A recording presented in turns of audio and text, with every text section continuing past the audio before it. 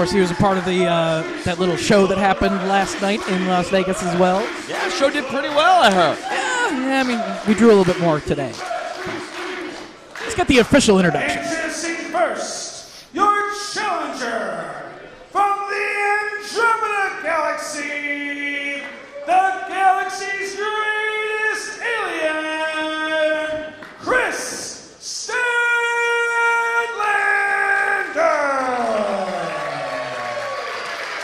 Statlander and Orange Cassidy share a lot of things in common, as weird as that sounds. I think the foremost of those being they're both two of the hardest to get a fix on in all of wrestling. Their styles are so weird, Dave. They are strange competitors. It's not easy to prepare for either one. Very oddball. hails from wherever. And a way that just doesn't matter. I mean, does it? Not really. He is the IWTV Independent Wrestling Champion. He has held the title for 146 days and is attempting his 16th defense. Freshly squeezed. Orange Cassidy. Yeah! There we go. He won that title at Heavy Lies the Crown Beyond Wrestling, Worcester, Massachusetts on New Year's Eve. The last match to take place, actually, in 2018 was him winning that title from Hot Sauce Tracy Williams. He, in just 5 months' time, a little under 5 months, has almost usurped the total number of title defenses. I know this sounds insane. He is the most fightingest champion we've ever had, Dave. He is on fire, defending that title every chance he gets, plowing through the competition.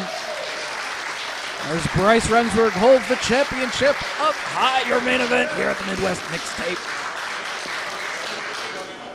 New champ. I was about to say, yep, showing it to the challenger Showing here. it to the alien, very weird. Usually they slap the belt. No, it's dusting the head against it. Transfer her kinetic energy, I think. She's doing that. Maybe trying to channel some of the metallic composition of the belt. Nope. Art Bell is looking down very proud. Championship quest. 2, Will she win the title? 3. What is she doing? Oh! Peace offering. That's nice to see. You like to see that. Yes, she comes in peace.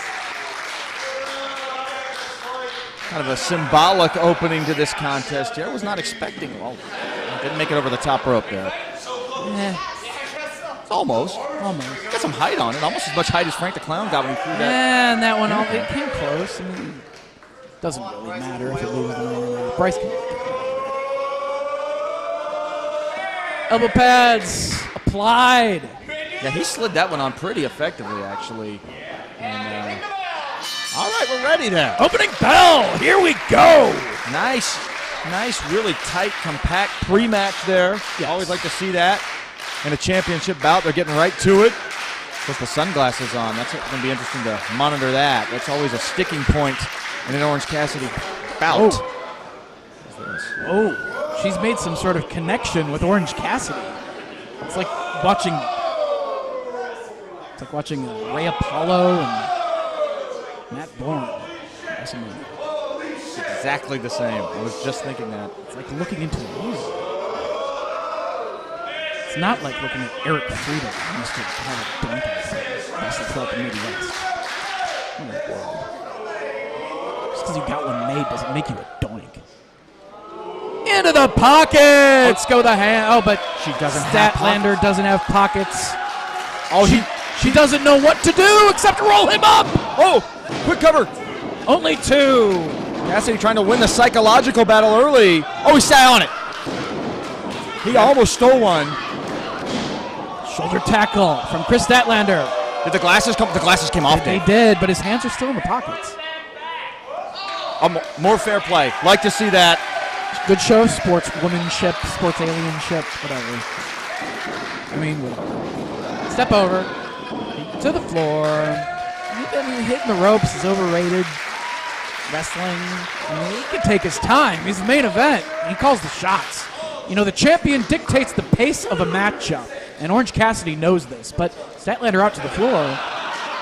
Yeah, she's not gonna let him out of anything easy, I think. And as I say that, he's not gonna back down from his strategy. You know, there's some shenanigans, you might say, in an Orange Cassidy bout, but the reality is a lot of it is kind of strategic. He really breaks people mentally, I think. It's playing mind games with his opponent at times. Look at the speed of this lap he's taking, Dave. He's got to run the 40 in like 4.4. That's NFL Combine level speed. And once again, the Elian to the floor. Oh, she's going under the ring. Oh, yeah, I think you're right.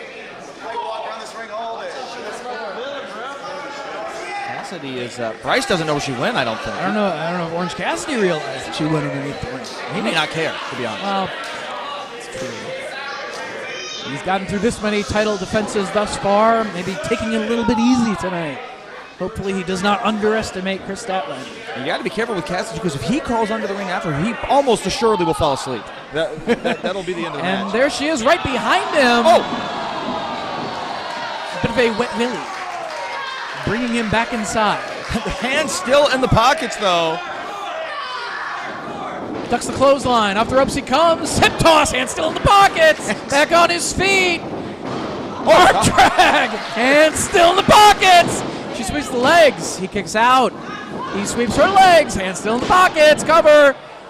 And double kip up. Look at that. And a stalemate.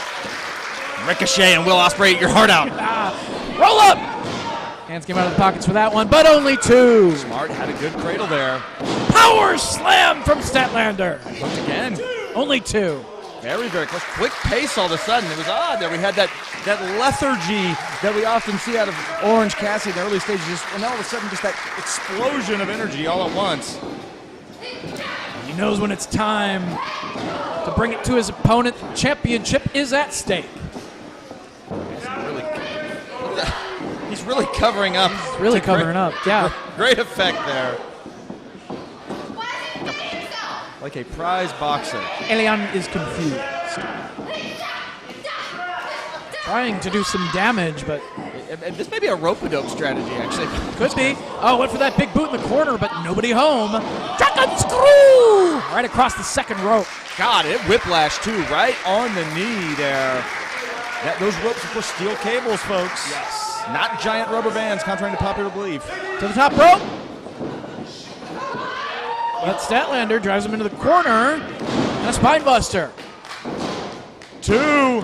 Yeah, she drug him out to the center of the ring. That was very smart. Didn't want him anywhere near the ropes. We've seen a few times today where being close to the ropes has saved people. Oh, she went for that axe kick. She likes to utilize that to end her matches. God, back to that knee, though. Clutching that knee in pain right now. Yeah, and that is, it seems pretty clear to me that is going to be the story here, is whether or not she can even compete or survive to just last long enough to have a fighting chance on that leg, which Orange Cassidy has really targeted. She's usually a very agile competitor. Soaring to the floor is Orange Cassidy. Collides with Statlander, bringing her back inside. The question is, if he does so much damage to that leg, will she be able to pull off any of those athletic maneuvers? DDT off the top rope. Like hooked. Oh, only two. Very, very close. And that's a great point, Jake. So much of what she does is either kicks, that axe kick she likes to utilize, or things off the top rope. That leg's gone, forget it. She's going to have to come up with a totally different strategy. And she's a relatively new wrestler. She's still relatively new to the wrestling business. She may not have quite the depth of knowledge and tools to pull out of that playbook. So she's got to be real careful. Oh, God. Went for that enziguri, but ducked and twisting away on that bad leg now is the champion, Orange Cassidy, pulling her away from the ropes back to the center. Able to pull forward just to escape. Picks her up. Oh, goodness. Dumps her with a Michinoku driver. Three's coming. No! Statlander kicked out of the Michinoku driver. But look at Orange Cassidy. He flipped right back into that ankle lock variation. And if you look, he's got that knee pulled forward as well. I actually think he may have been better in the previous position, but he's really got that ankle. Statlander trying to make it to the ropes if she can, reaching for the bottom rope, and she's got it. Forcing a break of the hold. Yeah, you rarely see the champion wrestle like that. He went straight from one thing into that's not really Orange Cassidy's style. He is treating this as a very serious title defense. Maybe he sees this as his biggest challenge. I'll be honest, I do. Like I said, she's been the #1 contender effectively for 3 months now. Does she have 100% in that leg, though, to try to hit something to the floor here? She's going to take a risk, but she can't hit the ropes. Doesn't have the mobility due to the damage done to the knee thus far. Yeah, I mean, she can't even stand, let alone do anything off those ropes. A forearm shot knocks Orange Cassidy back to the floor. Don't need your legs to knock somebody out with a forearm. Going after that leg again. Trying to kick her way free of his grasp. She does. And moonsault off the apron to the floor. A one-legged moonsault off the apron to the floor just with that single free leg. Bringing him back inside the ring. Needs to follow up here. Will Statlander become the new champion here tonight in Chicago? Crowd chanting for Cris Stat. To the top rope. Nobody home on the crossbody and back to that ankle lock, twisting away on the leg. Yeah, and Bryce is right there checking him. I think he's thinking about, this could be close to permanent damage stoppage territory if he's not careful. Trying to kick her way free with a good leg. Able to free herself from his grasp. On the shoulders. I can't believe she got him up. Yeah. Fought his way free, though. That leg gave out. All the way. Dead center. Folded up. 2 and 3. No! So close, but Bryce was in the perfect position to see that she was able to kick out at the last split second. We've seen a lot of close calls today. That was the closest, and it shows just how badly Statlander wants to walk out of here with the Independent Wrestling Championship. But she's also, she may not walk out of here at all, actually, at this rate, with the condition of that leg. She should avoid the butterfly pile driver, if at all possible. Absolutely. We've seen a few of those.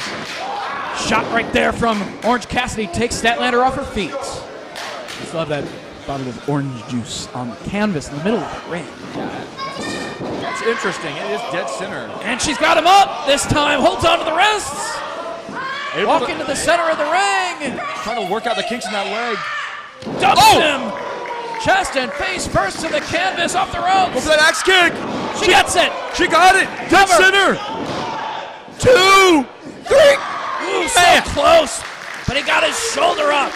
And as you notice, even as effective as that was, as close as that was, that pain in that leg, she had no ability to even try to follow up. She went straight to clutching her leg. You got to wonder if that was literally the last bit she had. Oh, no. And he's got the OJ. But another axe kick. That's 2. Not going for a cover, looking to follow up with something big here. Orange Cassidy avoids it. He gave out again. Oh, he went for it. Orange juice. Oh, wait. Tombstone position. Leg hooked. Leg hooked. She's got both of them. Oh! Stuck the landing. Cradle. 2.